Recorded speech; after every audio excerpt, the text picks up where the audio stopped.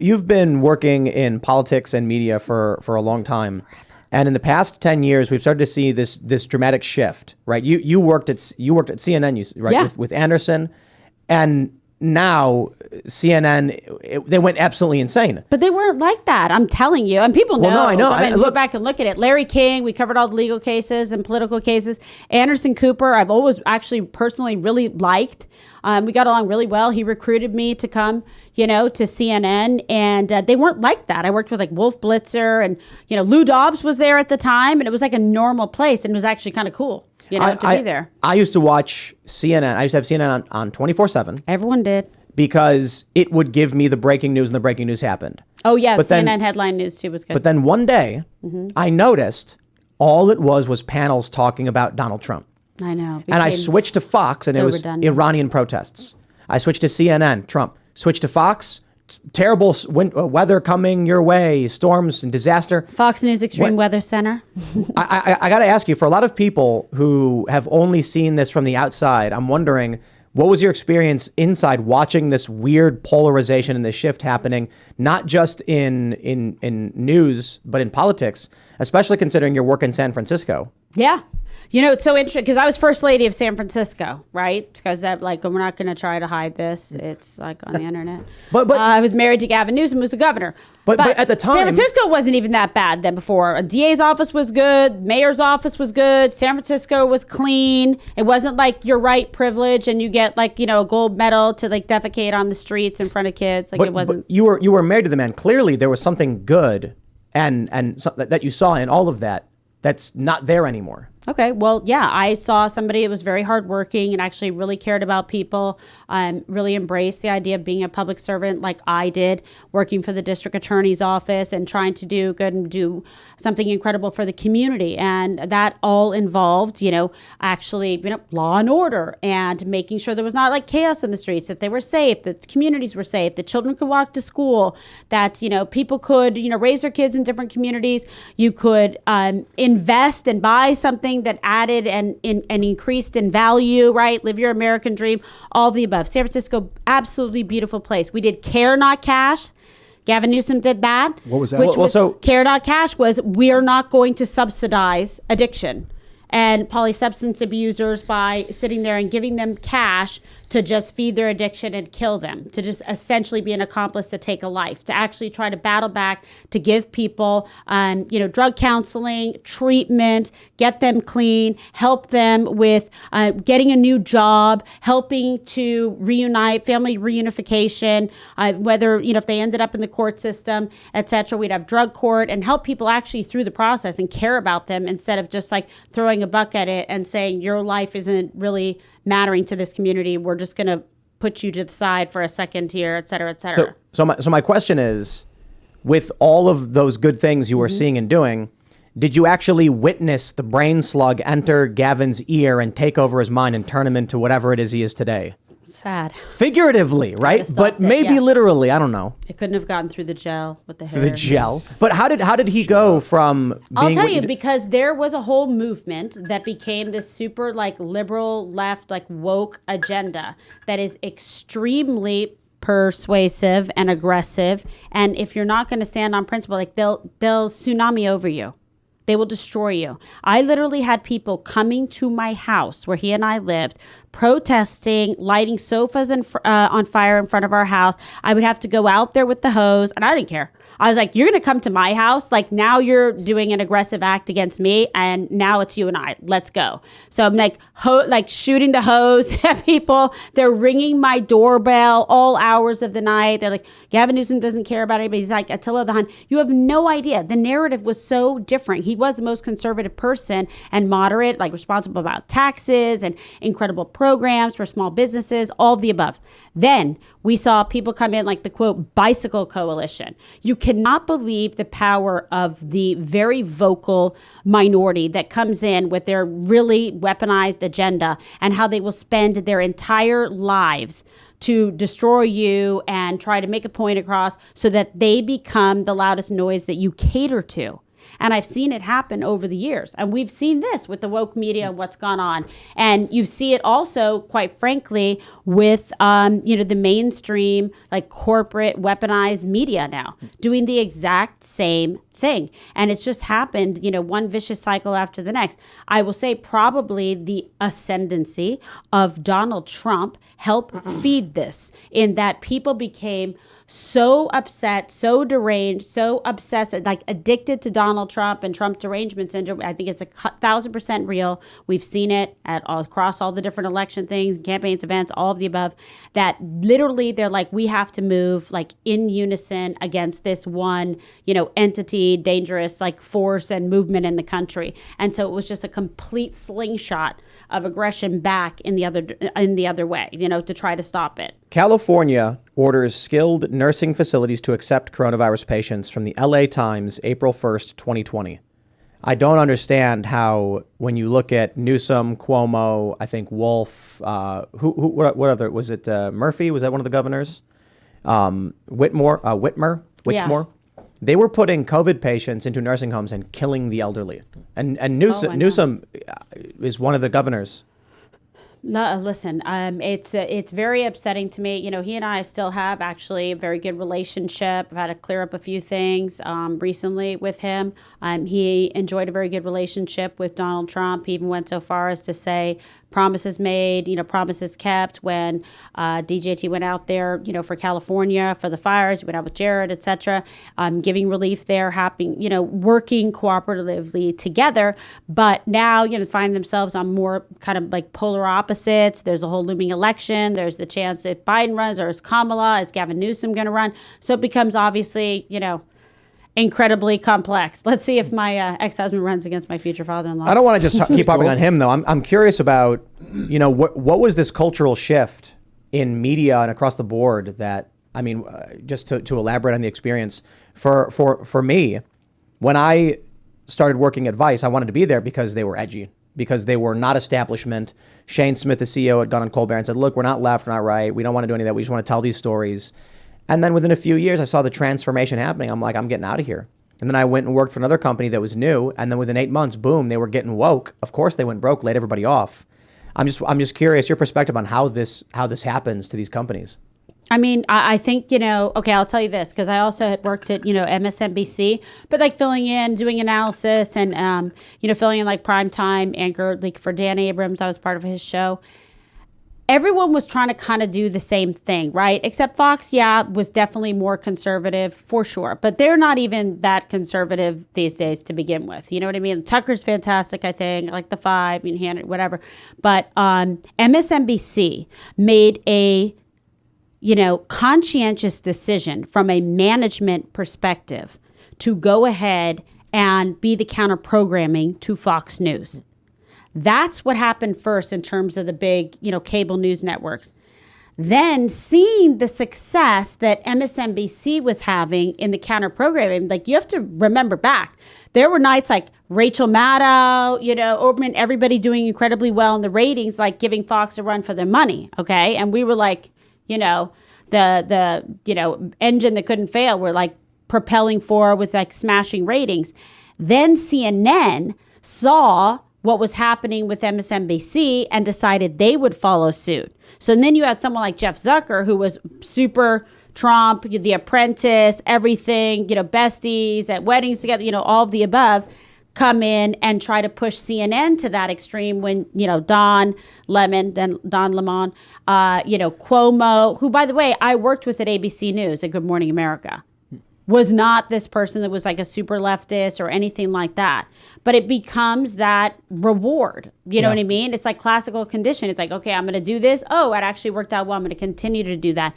So you saw CNN do it, but they were late to the game. That failed for them as an economic model. Okay. And it didn't work. It didn't ring true. They weren't able to capitalize on it. And you saw their like online thing, the CNN digital, total collapse, no infrastructure, no authenticity.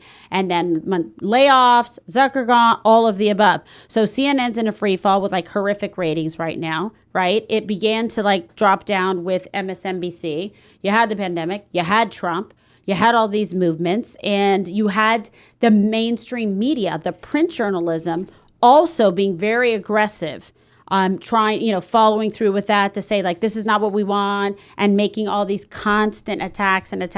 Then you also saw the political process weaponized against conservatives, against Trump, with all these different investigations that later turned out to not bear any fruit, right? But it's actually what paid for them to continue editorially to go after him and demonize. It's a self-fulfilling prophecy. They were making it happen. Right. Now, the only reason anyone was interested in pursuing it was because they were getting pressure. Because the media, it was a swirling toilet. It was a flush, sending us down into the sewers of politics. You were advisor to Donald J. Trump? Yes, senior advisor. What I got from looking at it now, looking back, is that he came in and, without even realizing it, posed a threat to this change of guard from the liberal economic order to the new world order that they're trying to create, where they don't want American military bases. They want to create some global technocracy. And he wasn't part of the establishment. It seemed like he didn't know that he was in the way. Like, he ended the Trans-Pacific Partnership, which I thought was a brilliant move for American sovereignty. So now these Malaysian oil companies can't sue us as citizens. And That's he held good. NATO accountable. But that pissed off this oligarchy that wants the transition. Did he know that he was doing that, or was he just doing what he thought was the best for the country? I'll tell you something. He does what he thinks is best. He'll listen to your opinion, your viewpoint. He'll make a decision,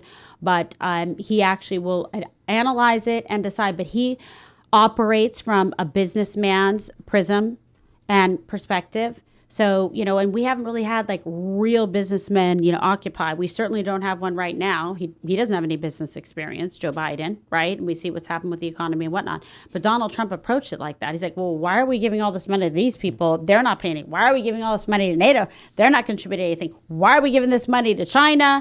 Why are we doing this and this and this? And he actually asked the questions. Like, why are we doing this? And then he would get the answers and then, decide what needed to happen in order to represent America's interests. He doesn't apologize for being someone that represents the United States and what our best interest is for the American economy, for manufacturing, for infrastructure, creating jobs and economic opportunity across the board, taxes, etc. But he operates from a different perspective. He looks at it like, what makes sense to me? And I'm not just going to do it this way because the establishment, left or right, has been doing it this way forever. It seems like he posed a threat to this transition of order. And so they were like, crap. We can't tell people that he's a threat because they don't know that we're doing this. We're doing it kind of undercover. They don't know we're transitioning from the liberal economic, that we're selling out the American power structure to create a global power structure. Right. Just like the Paris Climate Change Accord, all of the above. That was like, hey, all the good old boys, let's all play ball, bro. We're all for the environment, blah, blah, blah. He's like, what the hell? Why are we paying into this? What are we doing for that? I'm like, Jesus. He's like, China's the biggest polluter and they're not paying it down. Why are we paying all this money and kissing everybody's ass? He goes, F that. It looks like that's how he talks. He's like, this is no way. It looks like what happened is they were like, he's a problem. We don't want to tell people why. Introduce identity politics. Right. And then he bit and he fell into it. Yeah. And he started talking about leftism. And I'm like, oh, I God. disagree. Well, actually, didn't he not start getting traction during the campaign until he started tweeting more stuff like that? He started tweeting about leftism in 2017. Yeah. Okay. It was that I think that what happens is the culture wars started just slightly before Occupy Wall Street. Occupy Wall Street absorbed a lot of this stuff. That's a good point. And then you got Gamergate in 2013. And so a lot of people started experiencing this cultural phenomenon, this shift. I went to a Trump rally I think it was in Wisconsin somewhere. And I asked some older folks, I don't mean old, but 50s. Right. And these guys were like, look, Trump's talking about bringing jobs back. He's talking about helping the union guy. He's talking about helping the working guy, securing our borders. I'm all for it. And then I talked to some 20-year-olds and they were like, he's against political correctness, and I respect that he speaks the way he wants to without fear of censorship, and we're really worried about what's happening culturally. I think that greatly benefited Trump. Both are true. Early on. And so I don't think it's that he decided, hey, I'll use this. I think he was the avatar of the rage of the working class and those who were sick of the hoity-toity political, just leftist and culture the whole stuff. Forgotten men and women that were left behind, which is true, but they were left behind by both parties, and he makes that very clear. And I saw that when I went to Florida. Mm-hmm. A woman told me. I asked her. I was in Fort Lauderdale. I can't remember exactly which rally it was, and I asked this woman, I was like, so you're here to support Trump? Are you a Republican? She goes, oh, no, I've never voted. Right. And I'm like, this is the first, yeah. She's like, I've never cared for it, but he's finally speaking up. And the reporting at the time in 2016 was that areas of the country that traditionally weren't really Democrat or Republican were lighting up and turning Republican because finally someone was speaking to these people. So here, what I think right now is to go on what you were saying, Ian, about them relatable. Absolutely. And to elaborate on what you were saying about the threat to this order, I think you've got elements of the U.S. government that want the U.S. to fail. Donald Trump gets elected, and I think, his whole strategy is, here's how we're going to help America survive and rebuild it. And that's a problem for those who have investments in foreign countries. I'll put it this way.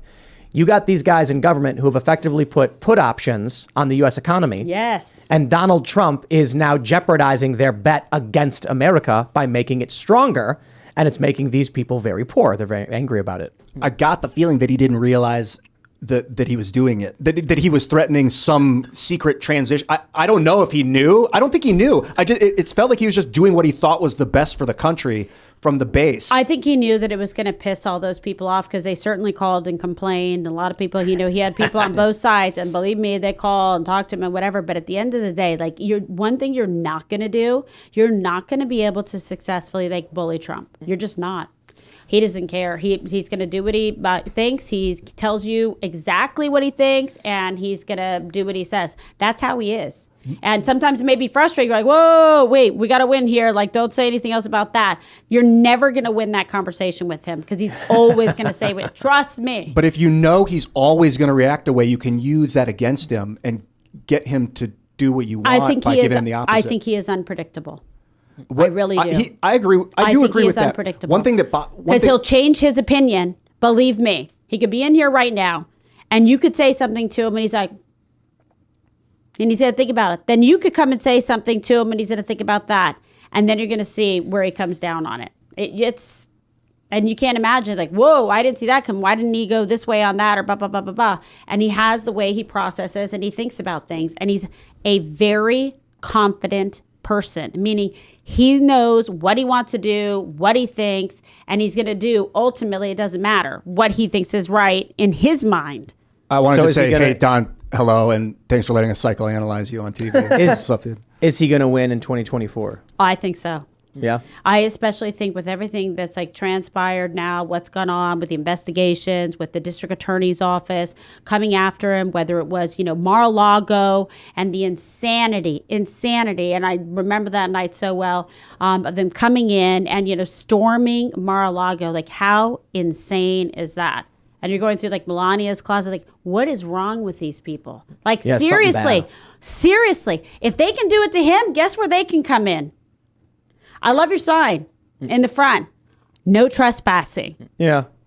Right? And police, if you're coming in, you better have a warrant. I was like, I like this.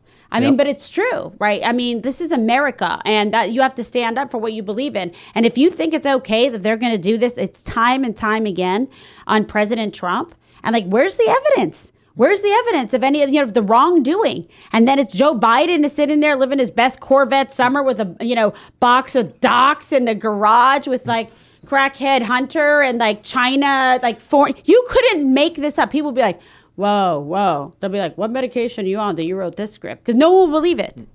No one will believe it, but it's actually happening in this country. I do worry that enough people are even getting this information. The amount of people that didn't hear about Hunter Biden just because of the media's ability to censorship, to censor it or to prevent it from coming out at a politically expedient time.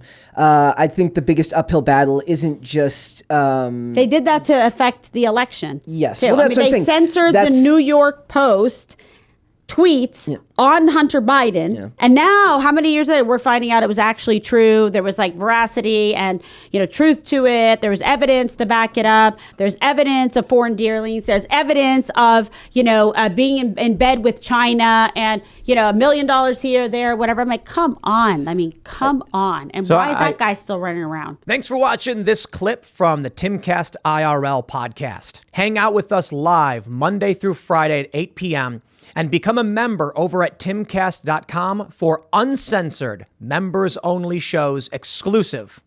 Thanks for hanging out, and we'll see you all next time.